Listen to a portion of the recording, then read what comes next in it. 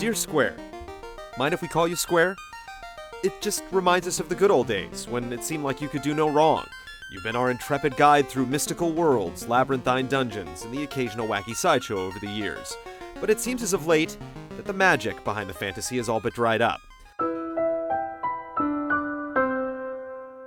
Things are definitely a lot different now, and it isn't just because of linear level paths, paradigm shifts, or DLC costumes. You've taken less risks, come out with fewer games, and focused on an ever-decreasing number of franchises in hopes of appeasing whatever dedicated fanbase still remains. The experiment that was Fabula Nova Crystallis was anything but fabulous, and it's a sad thing to think that games like Einhander, Tobal, and Bushido Blade couldn't possibly exist in your portfolio today. Even sadder is the fact that most people are still more interested in the almost mythical Versus 13 than whatever confirmed projects are actually due later this year.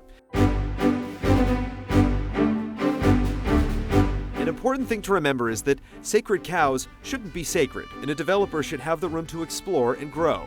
While it's true that you've always had a reputation for sticking to one genre, you did so in your golden years with a zest for discovery and experimentation. Who knew that Mario would work so well as an RPG, or that time travel, multiplayer co-op, and split narratives would be such a hit? These days, it seems as if their successors are more interested in treading old paths than creating new ones of their own. Risks are scary, but most of all, they're expensive. Creativity shouldn't come at a premium. So, is this place special? That said, Final Fantasy XIII is the perfect representation of your biggest problem right now: overcommitting on bloated projects and under-delivering with the final product. The lack of excitement behind 13-2 and Lightning Returns also just goes to show that mistreating and relying upon a brand for success has its repercussions. Likewise, the debacle with Final Fantasy XIV provides a recent example of your long-running problems with mismanagement. With stories about relocating corporate offices due to the advice of fortune tellers, we're not surprised. Then there's the issue of oversaturation.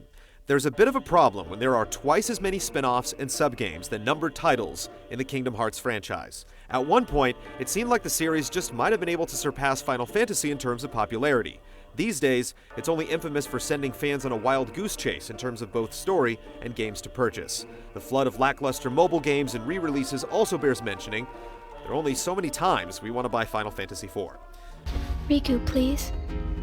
Tell me more. We would be remiss not to mention things you've gotten right, however. We've seen plenty of fun and diverse titles on the handheld sector. Instead of burying Final Fantasy XIV, you've decided to issue a mea culpa and take another hard look at it. And as a publisher, you've done good by bringing Eidos's talent to bear with games like Deus Ex and Tomb Raider. Even reaching out to fans with a public survey on Agni's philosophy shows some real connection with the players that didn't seem to exist at all in the past.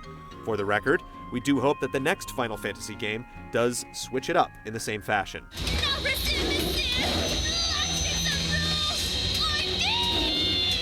The bottom line is, you don't need to focus on a single franchise, feature lengthy cinematics, and fancy costumes to win the hearts and gil of the masses. Just the talent of your staff and the determination to be better. You were once a leader in Japanese game development. Strive to set an example once again. And that's something, Mr. Hashimoto, we can definitely be excited about. Sincerely, GameTrailers. Thank you so much. Thank you so much. See you soon. Bye.